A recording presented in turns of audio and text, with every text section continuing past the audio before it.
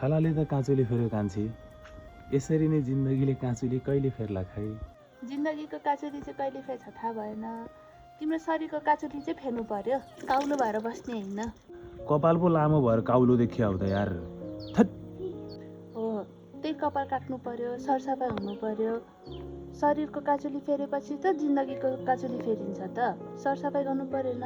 ल हेर त, आफ्नै ज्यान सरसफाइ गर्न समेत फुर्सद छैन। तिम्रो सुत्केरी शरीर, तिमीलाई गाह्रो भयो होला। तिम्रो शरीर सरसफाइ गर्नतर्फ नै मेरो ध्यान सबै गयो। आफ्नो शरीर त सरसफाइ गर्ने फुर्सदै पाइएन। म सुत्केरीबाट पनि उठिसकेँ। अब तपाईँले आफ्नो सरसफाइमा ध्यान दिनु पर्यो।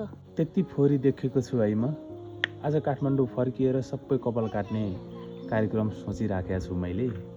आज गएर सबै कपाल काट्ने हो अनि ह्यान्डसम हुने हो। नम्बरी सुन्दा कसैलाई राख्नु पर्दैन। तिमी हिरा हो, बुढा हिरा।